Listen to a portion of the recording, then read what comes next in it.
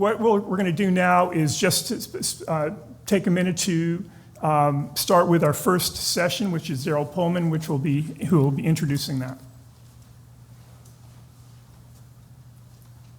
Thank you, George. I'm Daryl Pullman. I'm a professor of medical ethics, actually. So this has been an exciting journey for me over the last number of years to work with George and the iPinch team. I don't work generally in archaeology and anthropology, although I do a lot of work with people who are doing genetic research, but in the health context, we're largely looking at genetics to look prospectively about what our genes can tell us about the future, if you will, and what our health outcomes might be. Here, we're largely looking at genetics to give us a retrospective look, to tell us something about the past, about where we came from, and so forth. So the afternoon now is going to be divided into 3 different panel discussions. We have 3 speakers for each panel, and I'm going to be the moderator for the first panel. Rather than taking time to introduce each one of the speakers in any detail, I'm just going to introduce them by name and where their affiliation is. But in the program, you'll find a little blurb on each one of them. They can tell a little bit more about themselves as they come forward, if they so wish to do so. We have 20 minutes, and I'll tell the speakers you have 20 minutes each to give your presentation. And I'm going to be a bit of a Nazi about timekeeping. We're going to reserve the questions and I'm sure there will be questions that you may have to the end of the time. We've got 15 minutes set aside for questions afterwards, unless one of our speakers is rather taciturn, doesn't use up all of his or her time. Then we can give a couple of minutes for questions if they still have some left over before we move on to the next speaker. So we have 3 speakers this afternoon. What's been exciting for me, although I don't work generally in this area, I've been dabbling in it now for 6 or 7 years, and I come across names in the literature every now and then. And many of the people that I've come across and papers that I've read are actually here on the program today, so I'm really looking forward to. They're way younger than I thought they would be, though, because many of them are very, very accomplished. And so I was expecting to find old people like myself, but they're young and they're bright and they're making real advances in this area. So I'm looking forward to hearing them this afternoon, and I'm already taking up their time by yammering away up here. I'm a philosopher, that's what we do. So anyway, our speakers this afternoon are, and I better make sure I've got the order right here, Armand Minthorn, then Deborah Bolnick and Ellen Goodman. Armand Minthorn is a regional leader and board of trustee member for the Confederated Tribes of the Umatilla Indian Reservation, and he's going to be our first speaker. So Armand.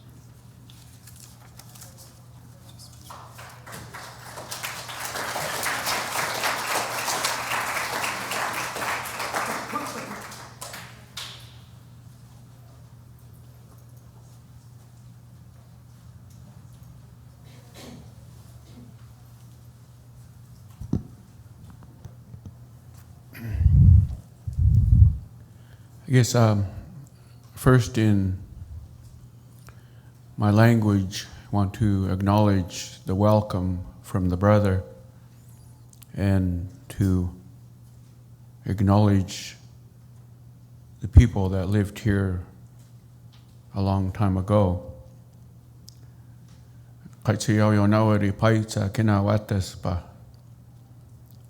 Tamina tamahap ki tamalwit kinawates Ui kalo tamina imakas hani kun ku imakas wapayet temipnio imakas himyu mayuch kineka ki tamina tamahap talaposa wamtain ki tatokana kinawates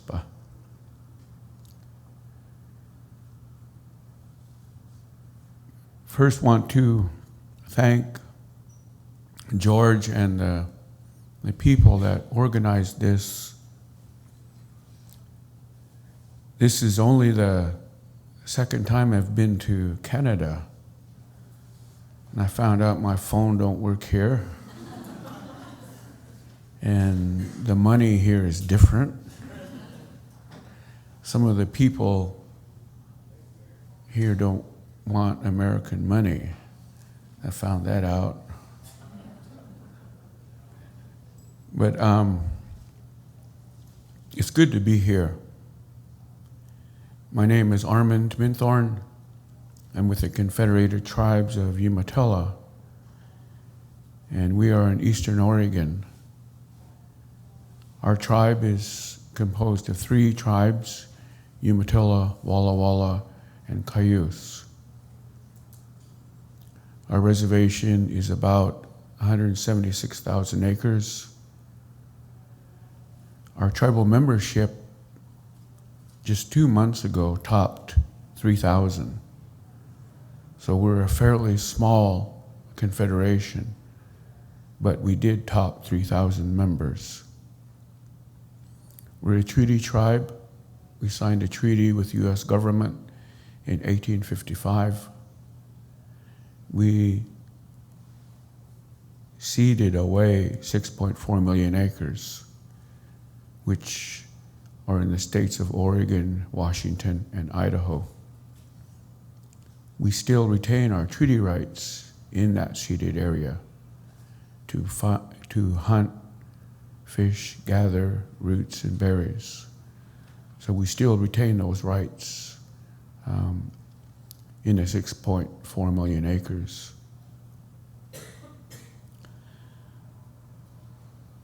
I sit on the Board of Trustees, our governing body with the tribe. Been on this governing body since 1995. And I have the scars to prove it. I do. I sit on the tribe's culture committee as chair, amongst other committees within the tribe, with some federal agencies and state agencies. Was recently selected by the Secretary of Department of Interior to sit on the Native American Graves Protection and Repatriation Act Review Committee.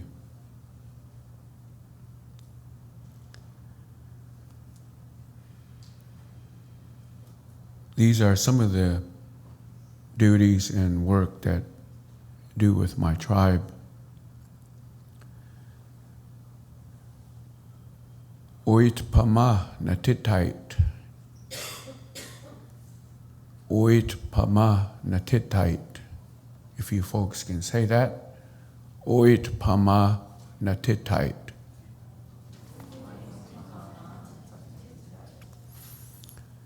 That's the name we gave to the Kennewick Man. Oit pama natitait. That means ancient one. 9,200 years old. We as the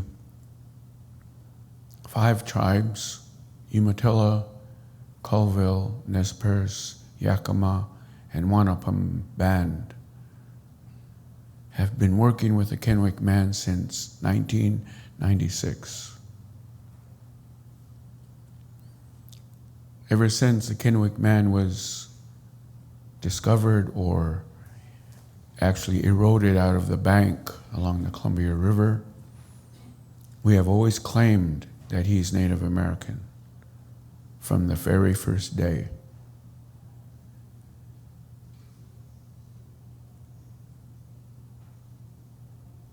Our belief was only reconfirmed by Dr. S.K. Willerslev, a scientist in Copenhagen, Denmark. His results on DNA were released in June of this year. And the DNA results said very clearly that Kennewick Man is Native American. There was DNA that was submitted by the Colville tribe, and the DNA matched the Kennewick Man. We have always said this. We've always believed it.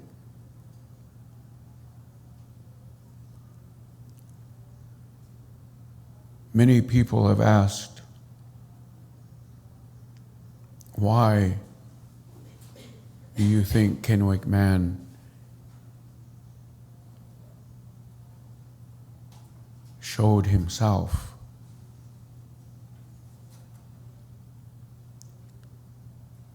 You know, the old people at home always have tried to show us and tell us how important our way of life is. Our language, our songs, our traditions, and our culture, our Indian food. They're all one and the same in the land that we live on. Our religion.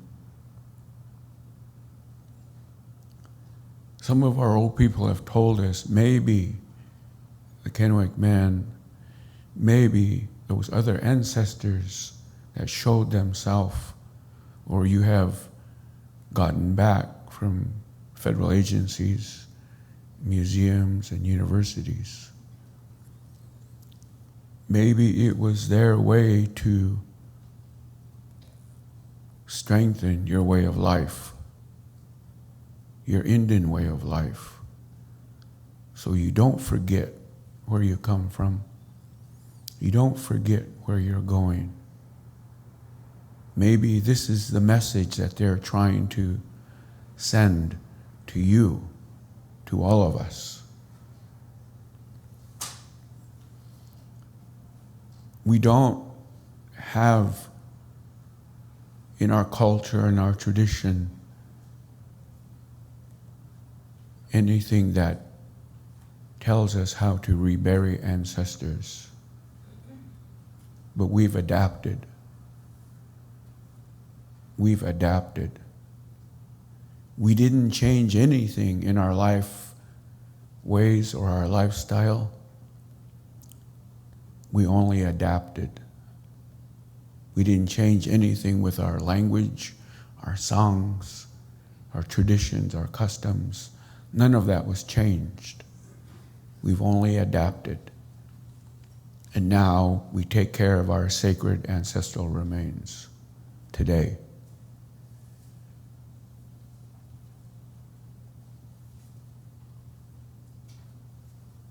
Our old people have told us over and over and over, these ancestral remains are sacred, period, end of discussion. And they should be treated as such. Our ancestral remains are not artifacts. They should not be treated as artifacts. They are not a means for study. They are not a means for display. They are only means for us as Indian people to take care of the best that we can. And it's for the tribes to decide that. Not museums or universities. Not federal agencies. It's tribes that decide that. No one else. One man said one time, "Why don't you want your ancestors to be studied?" And told this person, "Because we already know. We know how this world was created. Our songs, our language, our traditions and customs tell us that.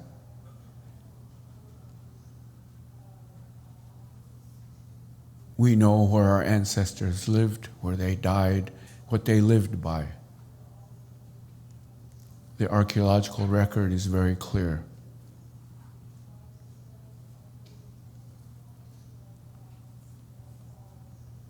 We also know, as many, many Indian people, wherever they come from, how this world will end. We know that because our language, our songs, our tradition and custom tell us that.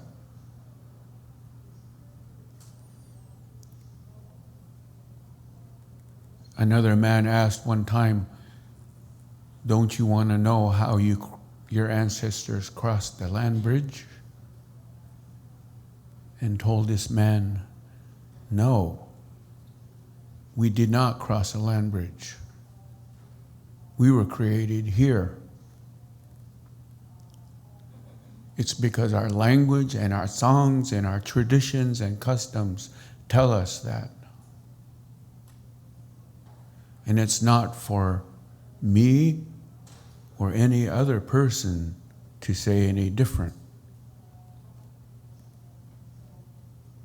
This is what we believe. And it's not any different than how you may believe. We as Indian people, we know there's one God. We know that. My religion isn't any better than yours. It isn't. And no one can say their religion is better than mine or yours. In order for us to get along with each other, we have to take into heart and mind those people that were before us.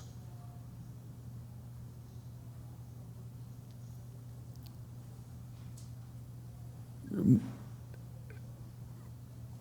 not here to convert anybody or to, like one man called me one time, he says, "You're a religious zealot." I said, okay, whatever that is. But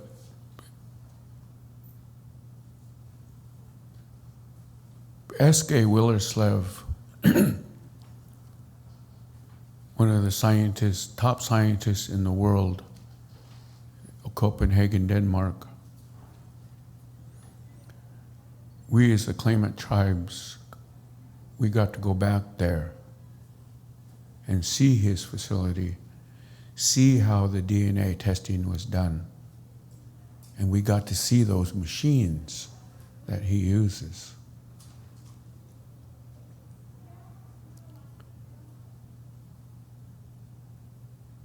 Science changes fast. It's going to change next year. It's going to change in the next 6 months. This is one of the fields that is rapidly changing. When we were in Copenhagen, all of the tribes, we said the same thing. People need to be careful with science. Very careful with science. And it is good to know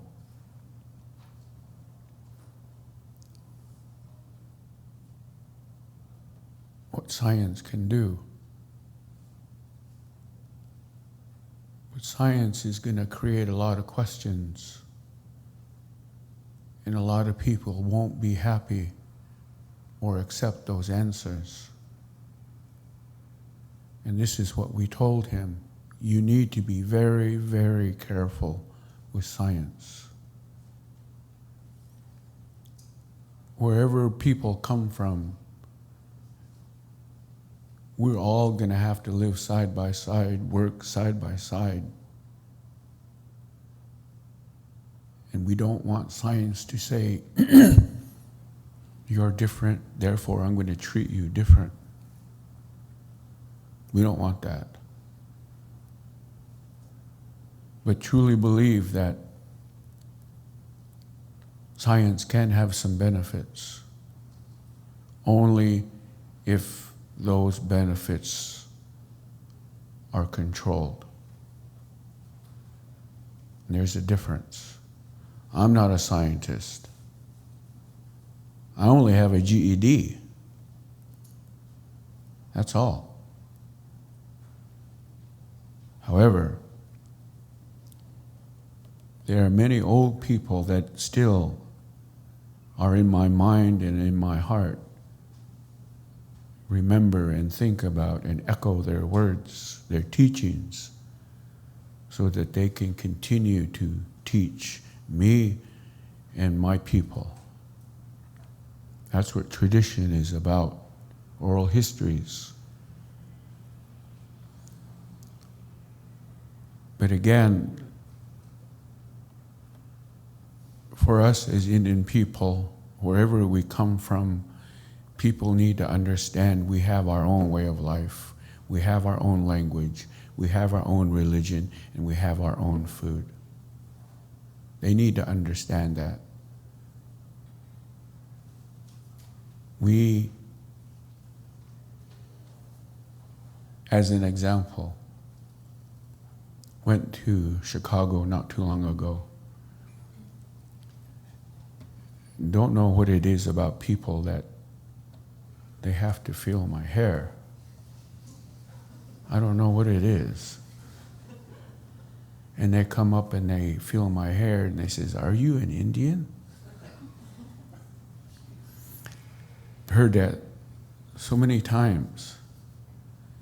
And then the most common phrase heard from people like that is, "My great-great-grandmother was a Cherokee princess." I've heard that so many times. I have. And I told them, well, that's good. That's good. But people need to understand, too, that all Indians aren't the same. We're not. We're not like the Indians on TV. We're not. But I'm getting cut off here, so. But again, just want to emphasize that we will get the Kennewick Man back. We have legislation now in Congress. Senator Patty Murray introduced. And we're rallying our congressmen, and we will rebury the Kennewick Man. Us as 5 tribes. That's our goal. We've been working it for over 18 years. We already know where we're going to bury the Kennewick Man. But this is what our old people have told us in the past, and this is what they tell us today. Take care of this ancestor, and we are doing the best that we can. But it's with institutes like this that can help other tribes, help us. But it needs to be done in a careful manner, in a careful way. So my time is up. Thank you.